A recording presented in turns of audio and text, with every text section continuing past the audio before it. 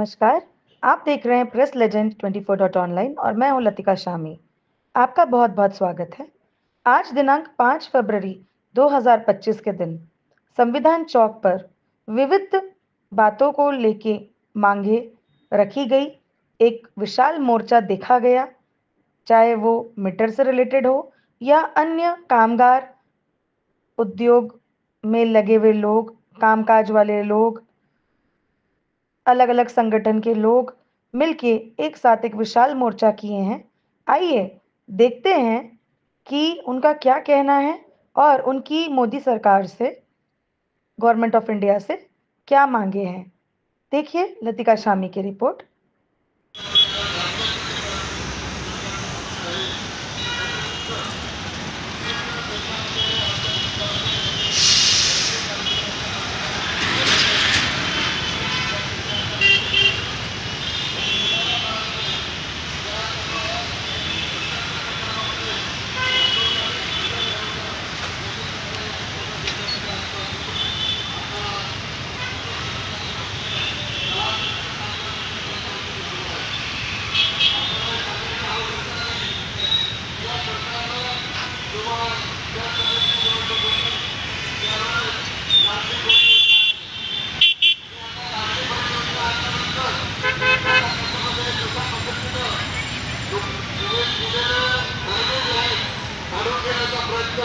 या सरकारनं महाराष्ट्रामध्ये सुरू केलेला आहे।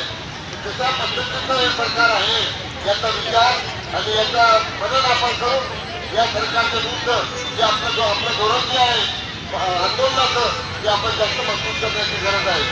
एका बाजूला या कर्मचाऱ्यांना अंगणवाडीमधल्या आशामधल्या बाकीच्या सर्व कर्मचाऱ्यांना देण्याच्या बाबतीमध्ये तरतूद करायची द्यायचं नाही आणि दुसऱ्या बाजूला जे कॉर्पोरेट घराणे आहेत, मोठमोठ्या कंपन्या आहेत, त्यांना मात्र सगळं हातानं कोट्यावधी रुपयाची सुधार करायची अशा प्रकारचं राजकारण या महाराष्ट्रामध्ये सुरू आहे।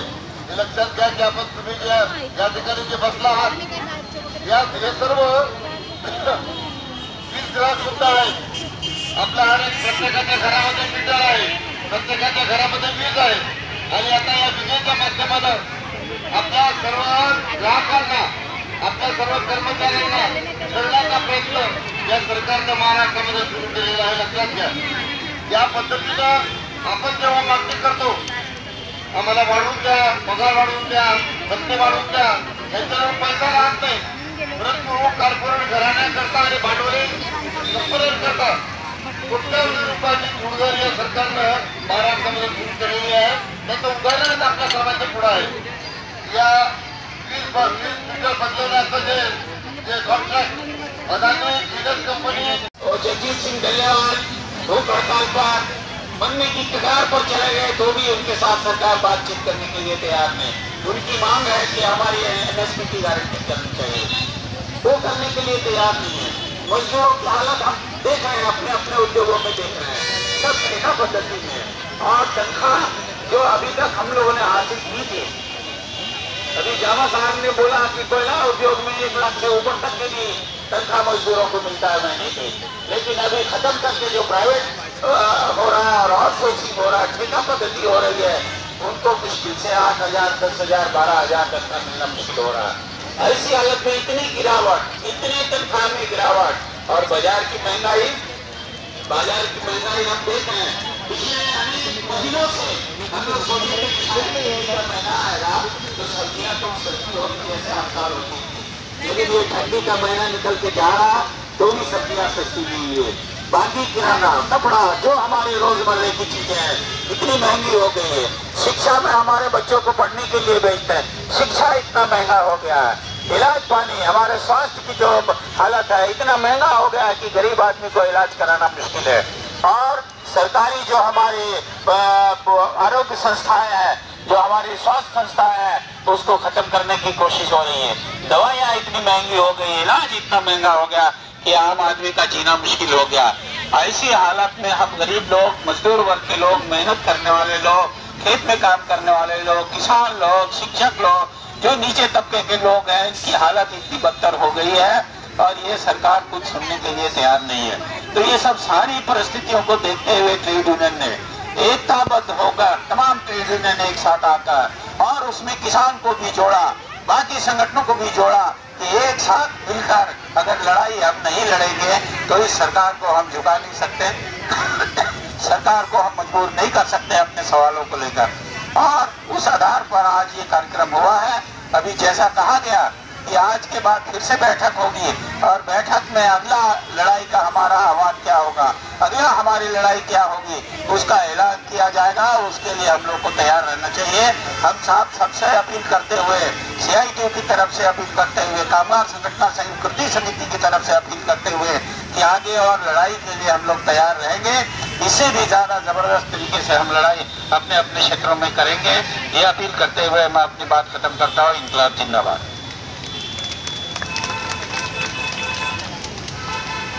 धन्यवाद। यानंतर माधव भोंडे, AIUTUC। माधव भोंडे नहीं, ठीक है क्या म्हणजे माधव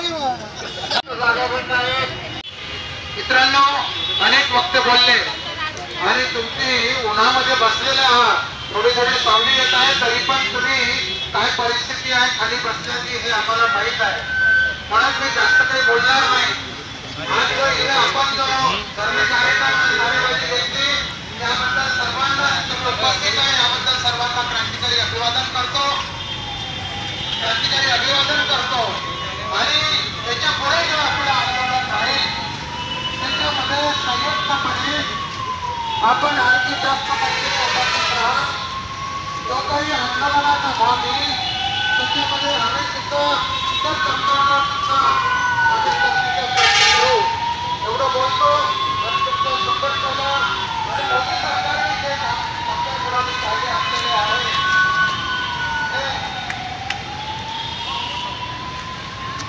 ते पूर्ण मागे घेतले पाहिजे। या मागणीसाठीच आपला आहे ठेकेदारी कायद्यामध्ये लिहिलेलं आहे की प्रोडक्शन मध्ये कामगार घेणार नाहीये, परंतु प्रोडक्शन मध्ये सुद्धा ते घेण्यात येत आहे।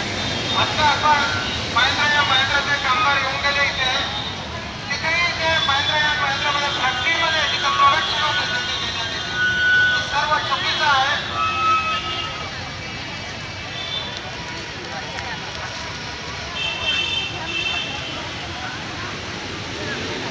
त्याच्यामध्ये हा प्रश्न आहे, कायद्याची तोडमोड करून कायद्याच्या केस काढून अनेक मुद्द्यांमध्ये केस काढून सरकार आपली पळवाट काढत राहते, मॅनेजमेंट पळवाट काढत राहते।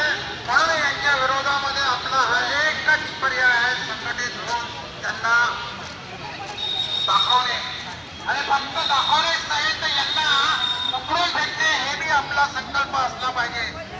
कारण मागच्या वेळेस पाहिलं लोकसभेला यांना झटका दिला, दोन्ही पायाने लग्न झालेला वर्त बसलेला आहे केंद्रामध्ये, त्याला वाटलं का आपल्याला यांनी झटका दिलेला आहे कामगारांनी, म्हणून त्यांनी रणनीती आणि रणकौशल करून चालबाजी करून जसं पेशवाईच्या याच्यामध्ये धचा मा केला होता आणि नारायणराव पेशवेचा खून केला होता, तसं यांनी गेल्या ऑक्टोबर मध्ये काय केलं तुम्हाला माहित आहे ना, ऐकले या विधानसभेमध्ये त्यांनी घोळ केला, टक्केवारी वाढवली, वोटिंग झाली होती त्याची आणि विधानसभेमध्ये बसला।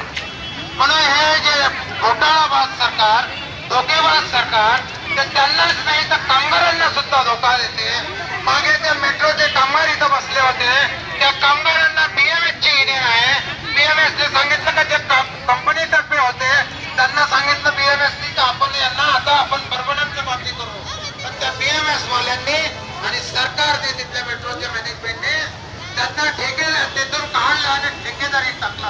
म्हणजे किती धोकेबाज। MSEBच्या मागे पेपरामध्ये आलं की BMSच्या युनियनमध्ये MSEBच्या वर्करांना आम्ही थांबवतो असं त्यांनी म्हटलं, पण त्याच्यामध्ये इलेक्शनच्या वेळेस दिलेलं आश्वासन सुद्धा पाळत नाही। मागे विधानसभेमध्ये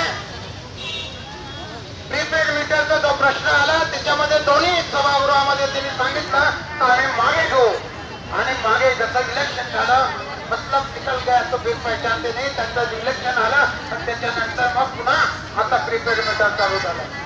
ही परिस्थिती आहे अशा परिस्थितीमध्ये सर्व बाबीने आपल्याला घेरत आहे. आपण सर्वांनी त्याच्यात उठून आपण याच्या विरुद्ध आपण संयुक्तपणे लढला पाहिजे, हे लक्षात ठेवा. झंडा चाहे कोई भी हो, मत तुमको लढना होगा हा नारा दिला पाहिजे. तेवढं बोलून मी माझे 2 शब्द समाप्त होता. एक नारा द्या, झंडा चाहे कोई भी हो, मत तुमको लढना हो. झंडा चाहे कोई भी हो, झंडा चाहे कोई भी हो. तो इसी बात को बरकरार रखते हुए प्रेस लेजेंड को लाइक करें, सब्सक्राइब करें, बेल आइकन दबाना ना भूलें. विद cameraman Vivek, I am Latika Shami for press legend 24.online. Thank you.